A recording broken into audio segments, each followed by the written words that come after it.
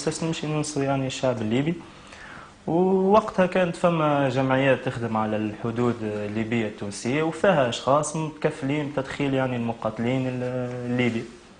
فدخلت ليبيا والتحقت بوسليم. بوسليم هذا مشرف على شخص اسمه بودوجانة، وغادي تعرضت دورة تدريبية فهمت. ومن بعدها شاركت في القتال ضد النظام السابق الليبي. بعد فترة بحكم ما قلنا مالولا حكاية معناتها صارت الثورة السورية وكذا وشو في التلفزيون نفس الحكاية يعني مع ليبيا واحد. فكالعادة يعني حبيت نشارك في الثورة السورية، ولكن المرة هذه ما فماش يعني شكون يوصل لسوريا فهمت. وبحكم اني اصلا ما عنديش فلوس واحد على اساس رجعت لليبيا باش نخدم. هذيك اللي نخدم فيها في ليبيا اتصل بي صديقي رضا وقال لي راني ماشي لسوريا.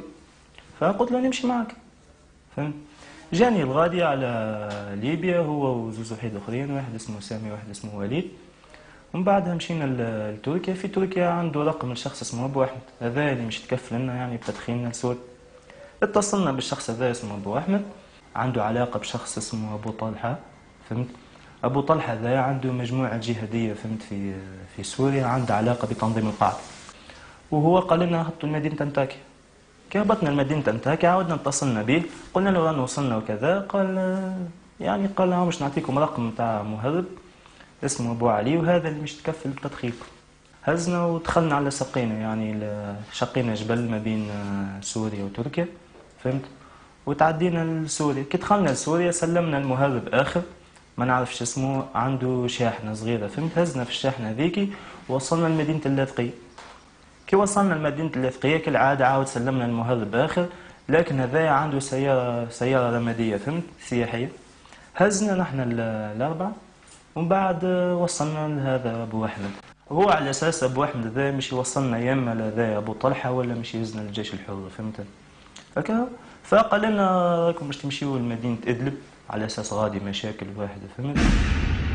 اسمي مجدي بن العياشي العياري، والدتي حبيبه الجندوبي، من مواليد 23 ديسمبر 1985. كنت متابع الاخبار يعني متاع الثوره الليبيه، فتوجهت يعني للحدود التونسية الليبية. وكان هناك يعني فما مخيم للإغاثة متاع إغاثة، يعني يلم في العباد مقاتلين باش يدخلوهم من ليبيا ويلتحقوا بالثوار ويقاتلوا.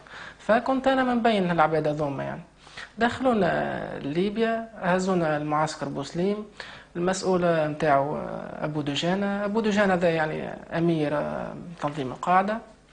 قاموا بتدريب يعني على أسلحة خفيفة كلاش ومسدسات لمدة 20 يوم مع السلاح. ومن بعد دخلونا مع الكتيبة متاعهم نقاتلوا ضد كتائب القذافي. بقينا نقاتلوا معهم حتى يصير سقط النظام يعني ومات القذافي.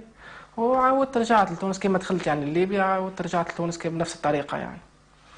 فيعني من بعد كالعادة مارس في حياتي عادي وتفرج في التلفزيون في الأخبار كالعادة يعني. القنوات الإخبارية كانت متابعة الثورة السورية وشو نقول لك، عاودت يعني جت في مخي الفكرة بما أني يعني قبل شاركت في الثورة الليبية، قلت يعني علاش لا نكمل نشارك في الثورة السورية فهمت إذا فما إمكانية. إلى يعني فما نهار مشيت أصلي في العشاء في مسجد النور، هذا مسجد قريب لدارنا. وكان هناك يعني بعد صلاة العشاء فما شيخ اسمه أبو عيسى هذا يدور على المساجد. كان يعني لقى محاضرة، عنوان المحاضرة تضامنا مع إخواننا في سوريا. وش بدي يحكي عن الوضع يعني المأساوي في سوريا واللي يصير فيه وكيفاش العباد قاعدة تعذب الغادي ويقتلوا فيها ويذبحوا فيها ويشردوا فيها. وقال أخوي نعاونوهم باللي نقدروا، سواء كان بالفلوس ولا نعاونوهم بالماكلة ولا بالدواء، ولا اللي يحب يلتحق زاد بالثوار فهمتي ولا ويقاتل معاهم يلتحق في الجيش الحر. فبعد ما كمل الدرس فهمت جبته وحده على جنب هكايا وقلت له راه نحب نمشي لسوريا ونلتحق بالجيش الحر ونقاتل معهم. قال لي راني على اتصال مع شخص في سوريا ذا اسمه ابو احمد، هو قيادي من قياديين تنظيم القاعده وعلى علاقه بالجيش الحر. قال لي اذا تحب فهمتي ولا نكلمه لك ونعطيك رقمه وكي توصل برا له الغادي وتفاهم معاه. قلت له باهي. قال لي كلمه هو فهمتني واعطاني رقمه وقال لي يركب لتركيا وكي توصل لتركيا كلمه تا يفهمك شنو تعمل. وصلت لاسطنبول الغادي كلمت ابو احمد قال لي تركب لانطاكيا وكي توصل لانطاكيا كلمني تا نقول لك شنو تعمل اخي. ركبت خذيت الحافله يعني ركبت في الكار لانطاكيا. وصلت لانطاكيا عاودت كلمته قال لي هتا يجيك شخص من طرفي بكرهبه يهزك يدخلك الحدود السورية التركية.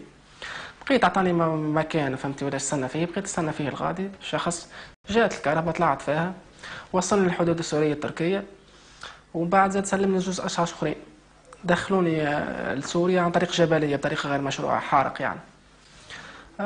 وصلنا من بعد تعدينا الجبال هذيك، بقينا يعني مدة نمشوا في الجبل، ومن بعد عاد وصلنا لطريق معبد واحد آخر، نلقوا سيارة واحدة أخرى تستنى فينا.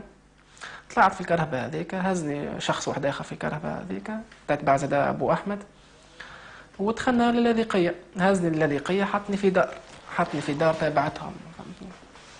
بقيت الغادي دخلت الدار، نلقى زاد ما كنتش وحدي، نلقى جماعة آخرين توانسة، سماهم يعني واحد اسمه محمد اليعقوبي، واحد اسمه محمد بن ثابت، وواحد اسمه سهيل الساقسلي.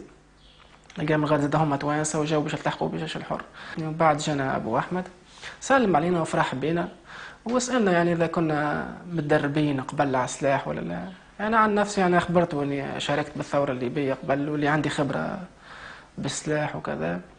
قال لنا كهو مالا غدوة إن شاء الله الصباح نهزكم فهمتي ولا ونلحقكم بكتيبة متاع مجاهدين تابعتنا فهمتني، وتقاتلوا وتهبطوا فهمتي ولا باش تقاتلوا إن شاء الله. قال لنا تو الصباح يجيكم مهرب فهمت من طرفي يلحقكم بالكتائب بالكتيبة.